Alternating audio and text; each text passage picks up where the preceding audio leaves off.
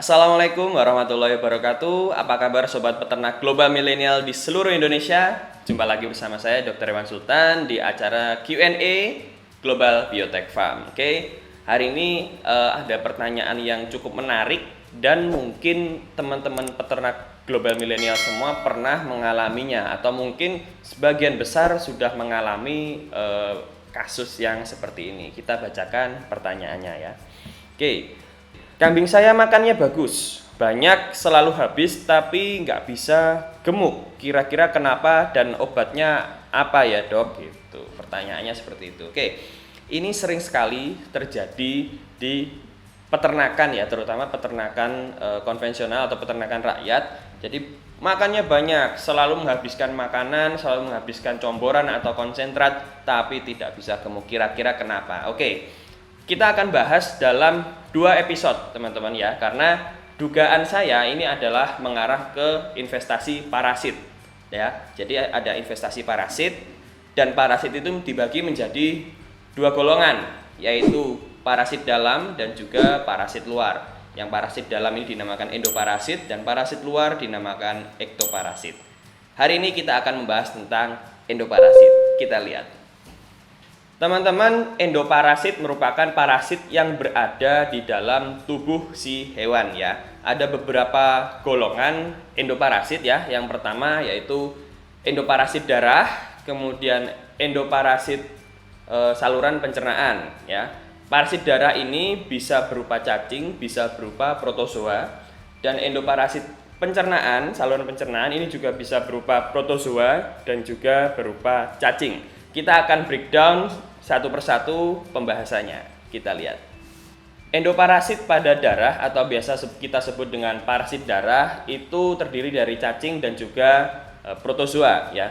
Protozoa pada darah biasa jenis-jenisnya yaitu Babesia, kemudian ada Theileria, ada Anaplasma, ada Rickettsia dan lain sebagainya. Sedangkan kalau untuk cacing yang berada di dalam saluran pembuluh darah biasanya disebabkan oleh Dirofilaria immitis ya. Jadi parasit-parasit ini memang sangat mengganggu si ternak karena dia bisa merusak sel-sel darah merah yang mana bisa menyebabkan ternak kita mengalami anemia. Kemudian setelah mengalami anemia akhirnya dia akan kekurangan darah. Setelah itu kekurangan energi untuk melakukan metabolisme dan juga transport nutrisi di seluruh bagian tubuhnya. Karena kita tahu darah itu berfungsi sebagai pengantar nutrisi ke seluruh tubuh. Jadi bayangkan kalau seumpama ternak kita itu terkena parasit darah.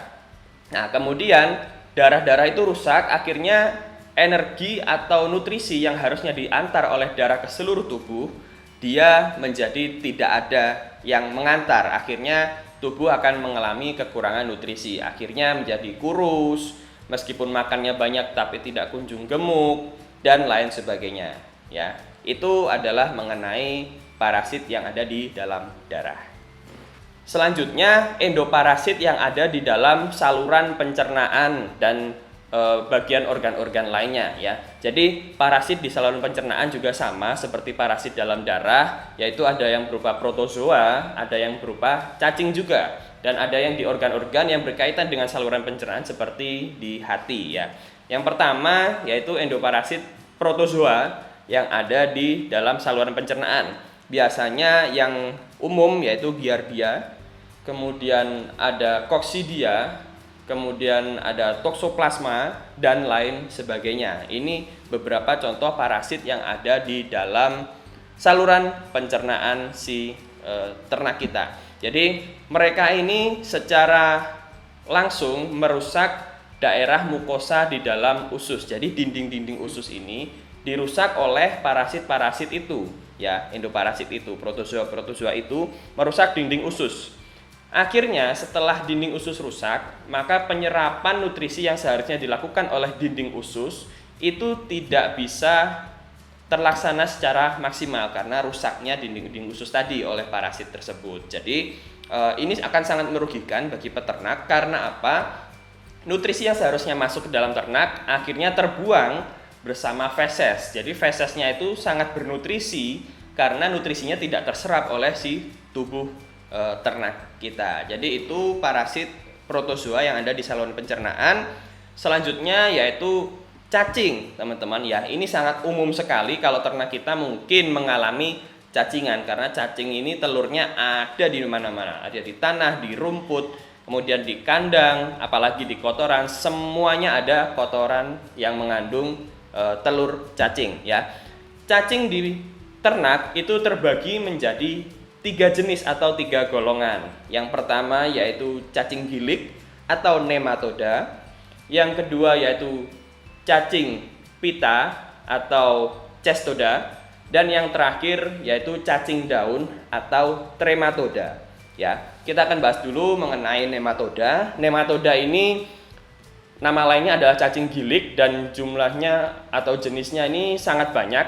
Ciri khasnya dari cacing gilik adalah dia berbentuk atau bentukannya itu mirip sekali dengan mie atau spaghetti. Jadi cacing ini yang cacing ibaratnya adalah bentuknya seperti mie, kemudian dia tidak memiliki segmen-segmen ya, beda dengan cacing cestoda, mereka mempunyai segmen-segmen, sedangkan kalau cacing gilik itu tidak memiliki segmen dan ukurannya relatif mulai dari yang kecil hingga yang besar ya, seperti itu. Dan kenapa cacing ini sangat menjadi perhatian, karena ini cacingnya akan menyerap nutrisi yang ada di dalam tubuh si ternak. Jadi seharusnya yang diambil oleh ternak ternyata nutrisinya diambil oleh si cacing, seperti itu. Dan banyak sekali jenis-jenisnya mulai dari Ascaris, Strongylus, Oxyuris dan lain sebagainya. Yang kedua yaitu cacing pita atau cestoda ya. Cacing pita ini lebih aneh lagi, bentukannya dia bersegmen-segmen dan mirip sekali dengan beras ya. Kalau misalnya teman-teman pernah memperhatikan ayam yang mengeluarkan cacing pita ya, itu seperti itu kurang lebih. Jadi seperti beras yang bersusun ya, beras yang bersegmen-segmen ya, itu cacing pita teman-teman. Dan bahayanya adalah cacing pita ini di seluruh bagian tubuhnya dia bisa menyerap nutrisi yang dimakan oleh ternak kita, seperti itu. Jadi dia juga cukup berbahaya karena membasminya ini cukup susah teman-teman, tidak bisa menggunakan obat cacing biasa, seperti itu. Dan yang terakhir yaitu cacing daun atau trematoda teman-teman. Trematoda ini yang paling umum dan paling sering terjadi adalah penyakit hati yang disebabkan oleh cacing hati atau Fasciola hepatica dan Fasciola gigantica ya. Cacing ini biasa terdapat pada tempat-tempat yang berair dan juga lembab seperti sawah teman-teman. Jadi telur dari cacing ini biasanya terdapat di sawah.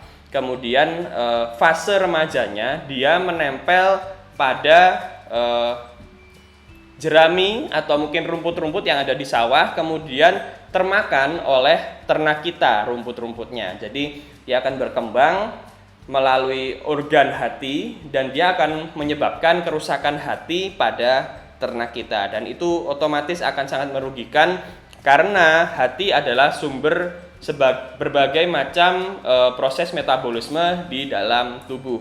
Alhasil apabila hatinya rusak, maka metabolisme di dalam tubuh tidak akan berjalan secara maksimal. Seperti itu penjelasan mengenai cacing atau parasit pada saluran pencernaan.